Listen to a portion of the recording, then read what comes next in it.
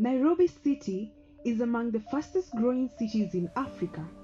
It sits the vast and most beautiful buildings such as apartments, clubs, offices, banks, malls, and skyscrapers. In fact, a 7 billion Nairobi Tower competes as the only skyscraper in Africa and received the Empori Skyscraper Award on 15th February 2019. And just as the country's economy is growing, the necessary infrastructure is being put in place. One of the places sparing and thriving under the economy is Kitengela. Kitengela is a fast-growing metropolitan town, approximately 30 kilometers south of Nairobi. We decided to visit one of its economic fat pockets, which are the quarries. Daraja Quarry sits just 16 kilometers from Kitengela town, and the only means of transport to and fro are the lorries that carry the sand and stones. These lorries are therefore not just owned by anyone.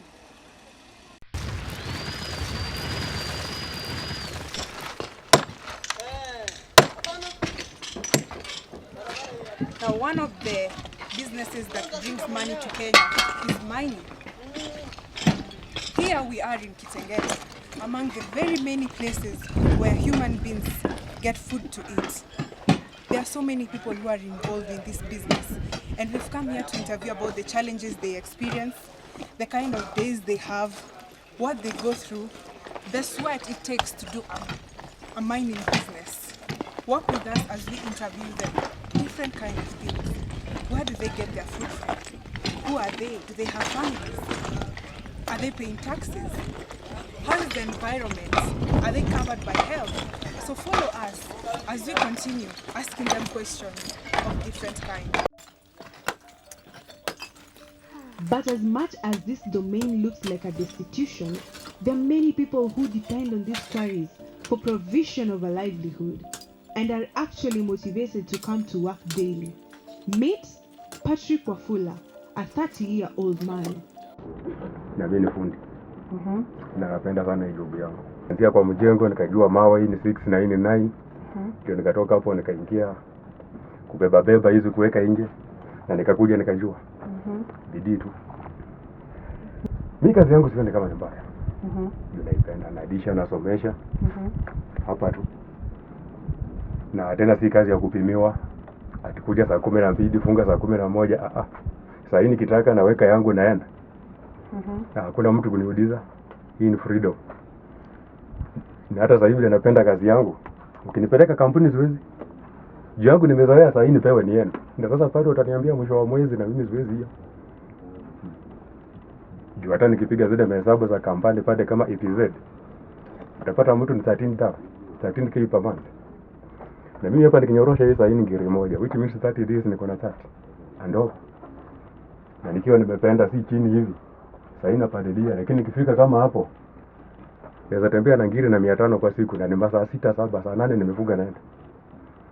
So naweza ona nikiwa na pesa, lakini sasa changamoto kubwa kuweka ndio shida. Hiyo pesa za hapa na hapa haziwekangi. Story na government ni long process. Hiyo chain ni kitambo kufika kwa solution. Tukiangalia government kama wadimu wameshindwa na madaktari hizi hatuwezi, because tuko grassroots. So ni bidii yako, kazi yako. Hii haina ati daktari na haina cover. Ukiumia kwanza mdoza kujui, itaponi. Mcheke ukiwa kazi.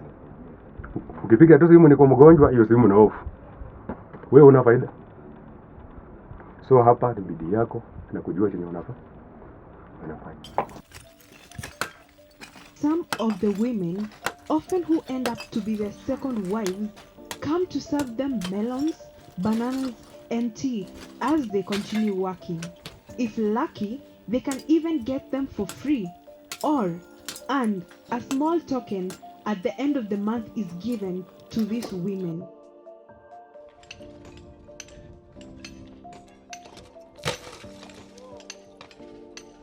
The first priority and concern of all the miners is the health and safety of the most precious resource, the miner. A trend in increased lung disease was however identified during a research by the Centers of Disease Control and Prevention. Exposure to dust can lead to several lung diseases, such as black lung, silicosis, bronchitis, and emphysema.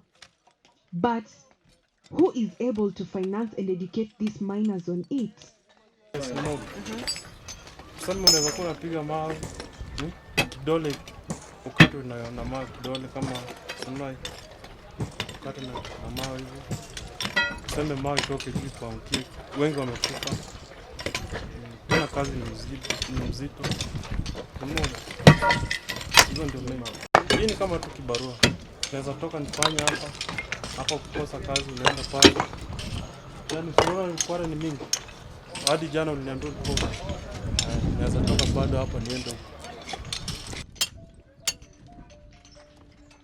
There are 4 major types of mining. The underground mining, which is the most expensive. The surface mining, which is used for shallow and less valuable deposits. Placer mining, for sifting such as beach sand, and in situ for dissolving mineral resources such as uranium. The surface mining is the method used here, as they often dig it and leave the land bare, leading to erosion, sinkholes, biodiversity, and contamination of soil to groundwater.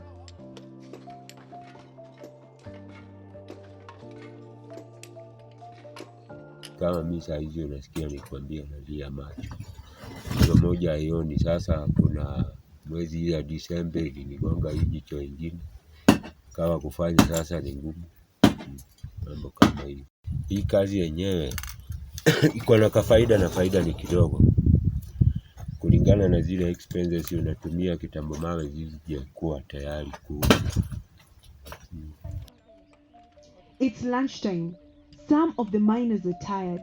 They can barely eat, while others converge in a small kibanda to see what the beautiful mama, as they call her, has prepared. They also get to talk about different experiences of the day and their earnings. But as this is going on, we catch up an interview with the one Caroline Akinyi, the boss lady. She is among, as shocking as this is sounding, the owner of a piece of land here, used as a quarry.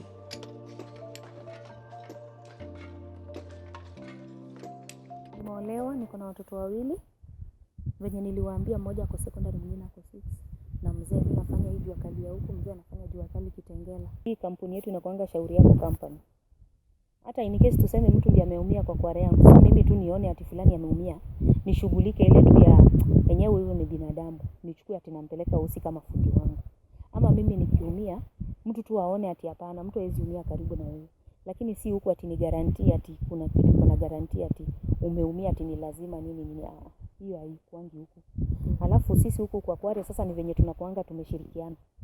Tunakuanga na at least si ati si lazima, lakini ni kachama tu yenye tumetengeneza. Challenges haziwezi kosa. Obvious lazima zikue. Lakini sana sana tumezoeana.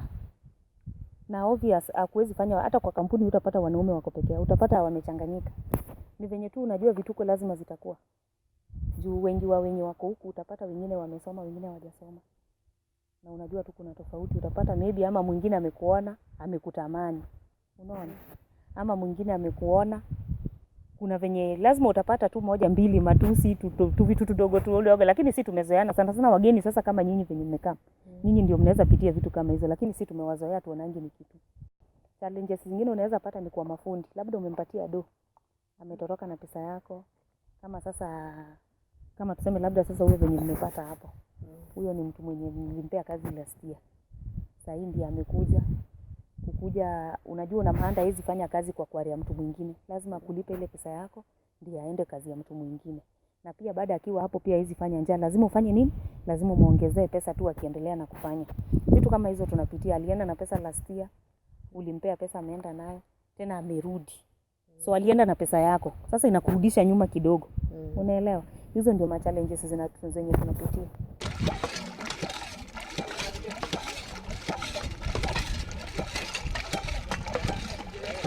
For them to make work easier, here at Daraja Mining, one has to drill a stone, and inside that stone they put explosives, whereby one stone can break into millions of pieces. Now, as you can see behind me, the man with the drill is the one who puts the explosives inside the drilling position, and the stone breaks into millions of pieces. Now, the question that we are asking them is, do they take safety measures in doing all this? Where is his helmet? Is he covered by the government? Is he covered by any insurance? And we went further to ask the manager what he thinks about this. Do they have letters allowing them to do this? But his response was, I don't have any response to that. Now, this is dangerous living because these are explosives that can be harmful to your health. Hapa ninavyo drill, hiyo vumbi inastahili kutoka, na kwa hivyo cha kuitoa tu ni maji. Lazima niweke maji, nifanye maji na serve two purpose. One ni ku fasten chuma, ifanye kwenye nyepesi ndio iende. Two, kutoa hiyo vumbi. Unaelewa? Actually mimi wazazi wangu wajui nafanya kazi, na nikiongea na wenzangu tunawafanya nao pia, tuwauliza wengi tunawafanya kazi kwa wazazi wetu wajui kama tunafanya kazi, kwa maana ni vigumu kumuelezea. Sasa kupunguza ule muda wa kuanza kuelezea mzazi tunafanya kwa kware tunafanya hivi, unaona. Sasa wewe unamwambia tu kwa ufupi, mimi nafanya kazi mjini Nairobi. Kwa hiyo unajua hapa ni kazi yako kaunti. Kwa hivyo mimi namwambia tu kutoka nyumbani naenda Nairobi kufanya kazi. Lakini kitu moja ananiambia, nenda usiibe, fanya kazi yako ndio unafanya tu. Lakini hajui kazi gani ninafanya. Sidhani kama ninaelezea mzazi nafanya hii kazi na nimchoree taswira kamili ya hii kazi inakaa aje, kwa nini hasikubali hivyo.